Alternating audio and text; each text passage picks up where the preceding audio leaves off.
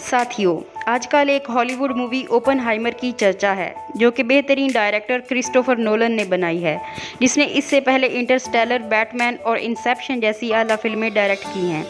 Oppenheimer एक physicist था, जिसे फादर ऑफ एटॉमिक बॉम्ब भी कहा जाता है। जब उसने अपने बनाए पहले एटमी बम का धमाका किया तो हिंदुओं की मजहबी किताब भगवत गीता से ये अल्फाज कहे, I am become death the destroyer of worlds. Oppenheimer कौन था, एटमी बम बनाने के बाद उसकी ज़िंदगी कैसी रही और इब्तदाई ज़िंदगी में कैसे कैसे नफ्सियाती मसलों का शिकार रहा, आइए वीडियो में जानते हैं। ओपनहाइमर 1904 में एक यहूदी फैमिली में पैदा हुआ। हार्वर्ड से 18 साल की उम्र में ग्रेजुएशन किया और अपनी बाकमाल सलाहियतों और जहानत के सबब जे थॉम्पसन जैसे अजीम नोबल इनाम याफ्ता साइंसदान के साथ काम करने लगा। थॉम्पसन के ख्याल में वो ज़हीन तो था, लेकिन डिसिप्लिन की कमी का शिकार था। उसके अंदर शुरू से डार्क टेंडेंसीज थीं और इसी वजह से एक दफ़ा अपने से चंद साल बड़े ट्यूटर पैट्रिक ब्लैकेट के साथ क्लैश के बाद जहर लगा सेब खिलाने की कोशिश की। यूं कैम्ब्रिज से एक्सपेल होते होते बचा। उसकी नफ्सियाती हालत का अंदाज़ा इस बात से लगाया जा सकता है कि एक मरतबा उसने अपने दोस्त जिसने अपनी मंगनी का इजहार किया तो ओपनहाइमर गुस्से में आकर उसका गला दबाने लगा। वो अपने छोटे भाई से ये भी कहता था कि उसे दोस्तों से ज़्यादा फिज़िक्स की ज़रूरत है। बिलाखिर अमेरिका से वो जर्मनी चला गया और क्वांटम फिज़िक्स के फादर के नाम से जाने वाले मैक्स बॉर्न के साथ काम करने लगा, जहां उन दोनों ने कई पर्चे भी शाया किए और उससे काफ़ी शोहरत भी हासिल हुई। तभी वर्ल्ड वार 2 शुरू हो चुकी थी और जर्मनी में यहूदियों पर ज़मीन तंग कर दी गई थी। यूं ओपनहाइमर वापस अमेरिका लौट आया और बैक वक्त हार्वर्ड और कार्लटेक में काम करना शुरू कर दिया। कार्लटेक में लिनस पॉलिंग के साथ काम करना तब नामुमकिन हो गया जब ओपनहाइमर ने उसकी बीवी के साथ अफेयर चला लिया। अब तक की ज़िंदगी में उसे वर्ल्ड पॉलिटिक्स से कोई दिलचस्पी ना थी। ज़ाती ज़िंदगी भी रोमांस से फ़िलहाल खाली थी और बुनियादी ज़रूरियात को वो अक्सर फरामोश ही कर देता था। सिगरेट और मार्टिनी पर गुजारा करता था, लेकिन फिर उसकी ज़िंदगी में एक रेडिकल जर्नलिस्ट जेन टैटलॉक दाखिल हुई। लेकिन ये अफेयर सिर्फ 3 साल चल सका क्योंकि जेन की पर्सनैलिटी काफ़ी वॉलेटाइल थी।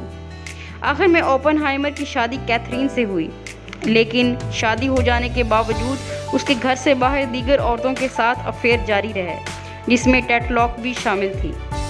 जेन टैटलॉक से ताल्लुकात का अंदाज़ा इस बात से लगाया जा सकता है कि मैनहट्टन प्रोजेक्ट के दौरान भी वो चुपके चुपके उससे मिलने जाता था। हालांकि FBI ना सिर्फ उन पर नज़र रख रही थी बल्कि उनकी कॉलें भी रिकॉर्ड करती थी।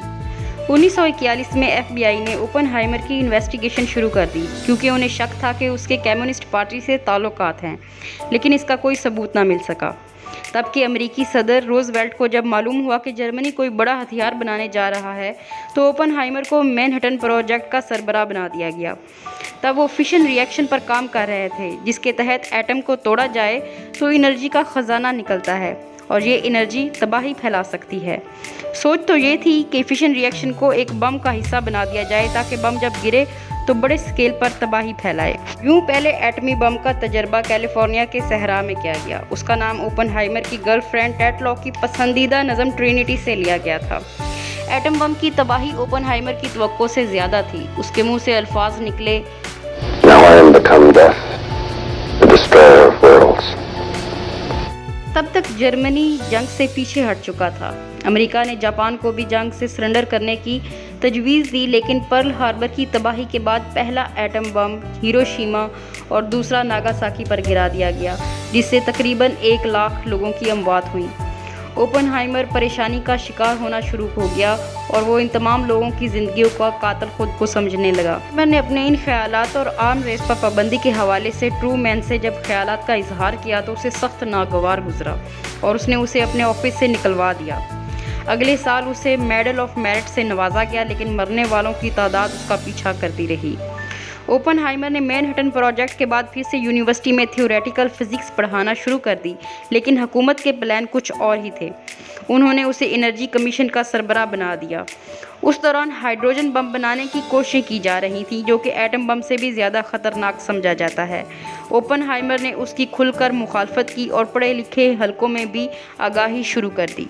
हुकूमती हलकों में उसके खिलाफ जज्बात पिनपने लगे थे। FBI ने कम्युनिस्ट पार्टी से ताल्लुकात के इल्ज़ाम में एक दफ़ा फिर इन्वेस्टिगेशन शुरू कर दी, लेकिन वो एक दफ़ा फिर बेगुनाह निकला।